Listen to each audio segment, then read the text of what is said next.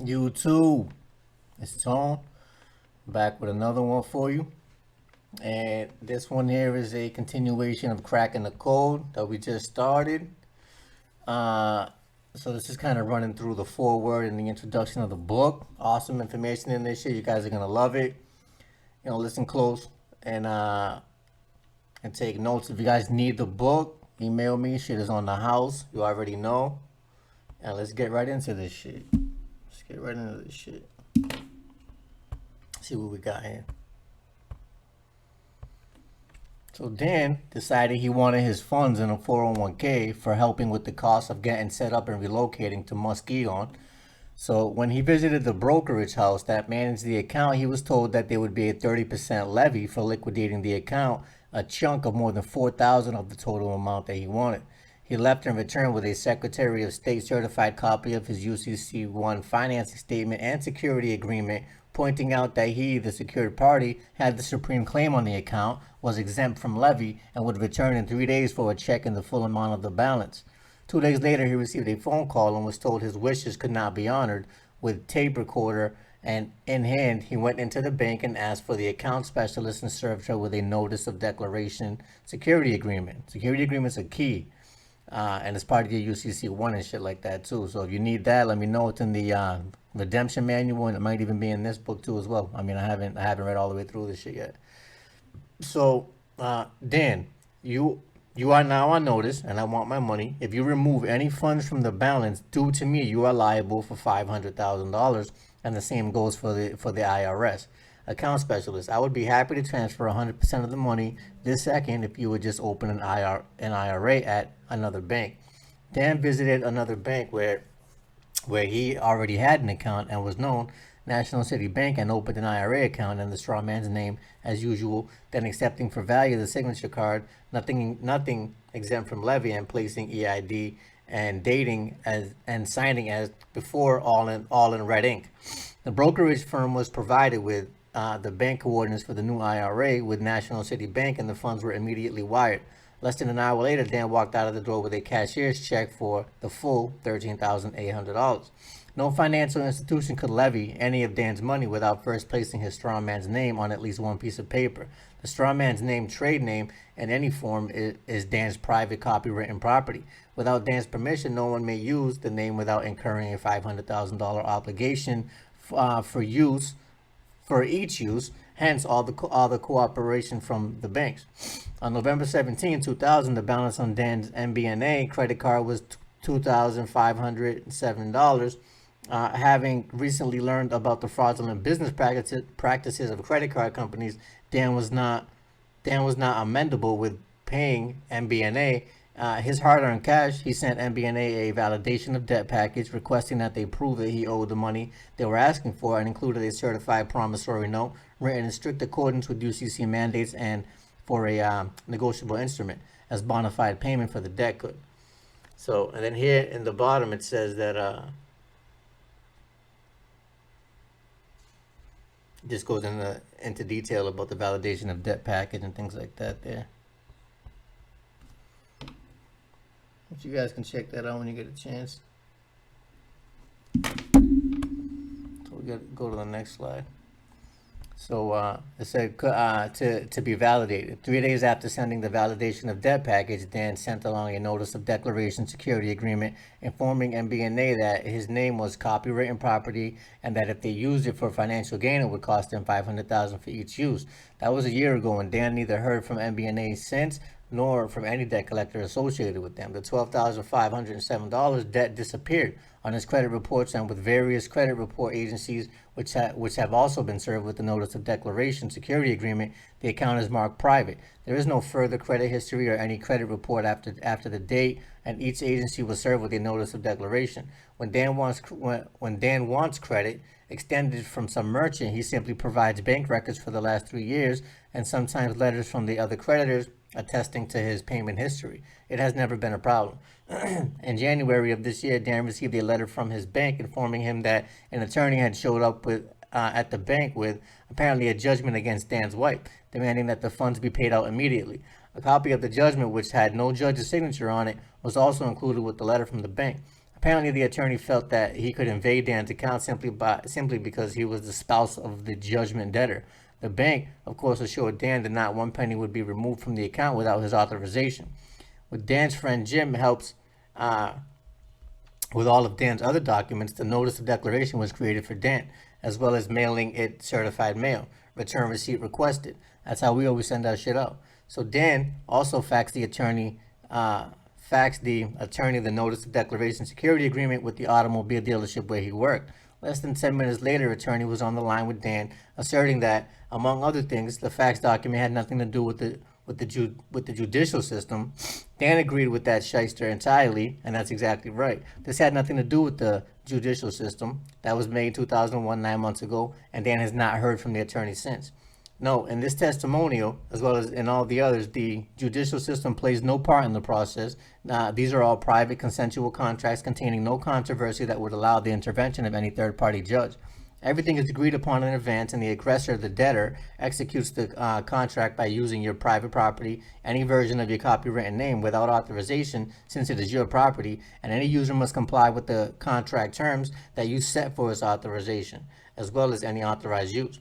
Because of a notice of declaration security agreement on file with the county where Dan lives, the county title insurance office will not issue a copy of the title on one of Dan's properties, certifying that it is held free and clear, which it is. They have no problem issuing a plain photocopy of the deed because the document does not constitute legal evidence when in the form of a plain photocopy, but it will issue a certified document with Dan's copywritten name on it. Apparently, the revenue from selling the certified copy of deed is outweighed by the $500,000 ticket for using Dan's private property, copyrighted property, without his permission. And that's so this is the fucking security that you get from your fucking security agreement that you make with your strawman that goes on your UCC 1, and you send that via UCC 3 after your UCC 1. The shit is gold, I'm telling you. So Arnold, from New Jersey, 86 years of age, had ceased filing income tax returns as of 1991 using Title 26 USC 6020. And that's a fact, because nobody is a fucking USC 26 person. That shit is a corporation, just so you know. The Secretary of the Treasury had done a SFR, substitute for return, for Arnold, signing Arnold's name on behalf of the tax return. Authorized by Arnold signing the W-4 form for each of those years in 1998, a notice of federal tax lien was filed against Arnold, not all caps Arnold, not upper and lowercase Arnold.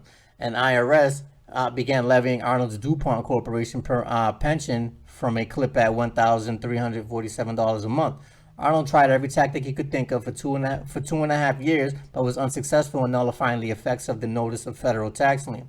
By good fortune, Arnold recently met folks at the secureparty.org, authorized distributors of crack in the code, 3rd edition, and sent IRS a smaller version of the current validation of debt package. See section 10. So apparently it's in this book too. So before the next pay period, Arnold received a release of notice of federal tax lien, and his next pension check from DuPont had no deductions from the IRS. While being admitted at the hospital following an automobile accident in December 1999, a bill from New Jersey was given a consent form by the hospital for establishing financial liability for its services. Noticing that the hospital had printed out the name of his all-caps straw name form as the liable party, knowing that an agent is not responsible for the principal's liability, Bill signed as follows: William Quincy Jones by, you always got to put by, upper lowercase agent or authorized representative. So even though the other driver's insurance company paid in full for the loss of Bill's cars, they refused responsibility for $475 bill for x-rays that Bill had forwarded after he was billed by the hospital's radiology department. The $475 bill went into collections, and Bill was sued in early 2001. Bill responded using the all-caps name of his straw man only on all documents, but also entered his security agreement and UCC financing statement into the record as evidence that he, the flesh, blood, and man, was not the party that was being sued, and that he held the supreme claim against the liable party, being his all-caps trade name. At the April 2001 trial, after nearly an hour of verbal ping-pong, both judge and hospital attorney realized that Bill could not be tricked into taking place of the debtor, nor into becoming a surety for the debtor. So the attorney asked for default judgment, asserting that the defendant, the all-caps trade name, had not appeared in court. The judge immediately granted default judgment in the favor of the hospital against the against Bill. It is now February 10 months later, and Bill has heard from neither the court nor the attorney since the trial. When he recently checked into the court record, he discovered that no judgment was ever signed by the judge as required by New Jersey court rules and entered into the record. Despite the play acting in the courtroom, but the judge Bill actually won the case based on the security agreement and his mastery of legal dodgeball and avoiding the trickery of the judge and the attorney. In March of 2000, the same Bill from the above was lassoed into using his credit card for renting a truck for a friend at a rental agency, and then picking up the delivery for. Let's see what we got.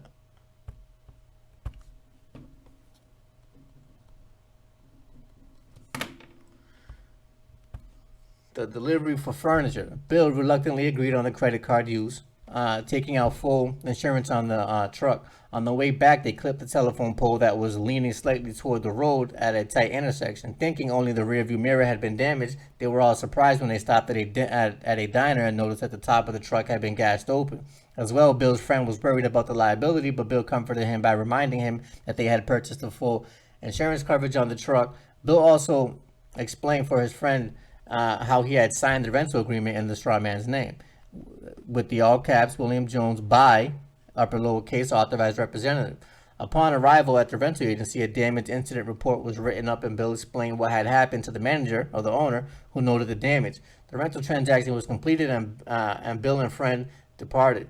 A month later, on April 18th, Bill received a bill from the rental agency for $1,900. He then got on the phone and reminded the manager that he was carrying full insurance coverage on the vehicle at the time of the accident. The manager stated that the insurance didn't cover the overhead damage and that Bill was personally responsible for the repair. On May 30th, the attorney for the rental agency wrote a letter requesting payment in the amount of $2,300 and threatening litigation absent payment in full. Bill then sent a validation of debt package requesting validation of the purported debt per the Fair Debt Collections Practices Act. Also included with was a UCC documentation that proved Bill was the secured party creditor over the debtor, Bill's strawman, and that unless the attorney could prove a superior claim, he had nothing. Bill received a letter dated June 13th from the formerly combative attorney stating as follows: a copy of the bill has been previously submitted to you and is, in my opinion, the debt is valid. If you have any interest in trying to resolve it amicably, please call me. Thank you for your courtesy and cooperation. Very truly yours. That was the last communication Bill received from the attorney 21 months ago. From the marked change in substance and tone of the attorney's communication, he apparently recognized that Bill had figured out the UCC game at proving superior knowledge of how it all works. How to sign your signature without liability in Section 10. I always sign my shit with a box around it. And they be looking at me crazy. But I'm not gonna fucking play your stupid ass games. I got a crazy ass signature with with a box around the motherfucker. Where you going with that? Go ahead, monetize that, right? So forward, the manual is about a code as well as being a system or collection of rules and regulations. A code is also defined as a system used for secrecy of communication, which arbitrarily chosen words. Letters or symbols are assigned definite meanings. Laws today are called codes: vehicle code, internal revenue code, uniform code of military justice, penal code. Those are all fucking commercial too, by the way. You know that. So because they have been encoded from their original form, from the man on the street, accessing and utilizing these codes generally requires the services of a specially trained decoder. And I fucking decode the matrix all the time. Gematria. So called an attorney. 100 years ago, the average man knew the law was equipped with knowledge and conducting himself in his affairs, avoiding unwanted legal situations, thereby protecting himself, his family, and his property from legal opportunists. This is no longer the case, and law is no longer just law, but a cornucopia of code, requiring cavernous libraries with miles of shelving just for housing its billions of pages of print. Library of Congress has over 3 million different law books on file, apparently 80 linear shelf miles of law books. Unnecessary. The Uniform Commercial Code, UCC, the subject of this manual, is the transcendent paramount achievement of the efforts of a few thousand of intensely dedicated and and single-minded collaborators, dare we call it a conspiracy, over the last 2+ millennia, it is a culmination of an almost incomprehensible, complex, systematic, intricate, pervasive, and far-reaching agenda of strategic and tactical global planning for secure, absolute legal, financial, social, ecclesiastical, and political dominance over the people of the earth. Right? So they try to make it as complicated as fucking possible for you guys to not know what the fuck that they're doing. The fundamental medium chosen to accomplish these iniquitous aims, commerce, the UCC, first introduced in 1954, has been developed across the centuries with microscopically excruciating and painstaking attention to detail for avoiding forever the risk of detection and revelation of its true nature. So they'll try to hide it however they can in such complicated formats, such as the coding that they use, right? So it was fully expected that the code would never be cracked. Proof of this fact is the absence of any device mechanism for the enforced reversal of the process and recapturing of slaves who managed to break free. So they can't fucking grab you once you once you get out. That's what it is. So incredibly, the development of the UCC has been so brilliantly orchestrated by the legal masters of the world that even though it permeates and dominates in everyday lives and activates every man, woman, and child from the conception to casket, as well as virtually every other living soul on the planet, and even though it is the most senior form of codified law throughout the world, encompassing all others, see UCC 1-103, the UCC is a cultural obscurity blending in with societal scenery so well that it does not even raise an eyebrow upon mention. Even general members of the bar, the lawyers' attorneys, bar, British Accreditation Registry, right? They're all fucking PMA, private membership association. The lawyer attorneys, solicitors, advocates, and barristers, the foot soldiers, snipers, and assassins of the banker generals that wage war on the world, are for the most part ignorant of its far-reaching applications and implications which dominate even their lives as well. Likely, you never even heard of the Uniform Commercial Code until it was brought to your attention by someone with the express purpose of revealing its influence over your life. As an interesting side note, 2 years ago, the authors of this manual were contacted by a forward-thinking attorney on behalf of other attorneys in his law firm to purchase the first edition as soon as it became available. Apparently, they had gotten the word from the trusted friend that the manual was being written and what it dealt with. The attorneys also allowed that he and his partners knew that the con was going down right before their eyes every day in the legal system. And even though witnessing the daily administration of the shakedown, they just couldn't figure out exactly what was being done. And that's what it is. They make it so super complicated. So super complicated. Lucky for you, you got a Gemini on the case. These motherfuckers do not stand a chance. So, it is a game of chess. Stop playing checkers with these assholes. That's what I got for you for now. Until we meet again.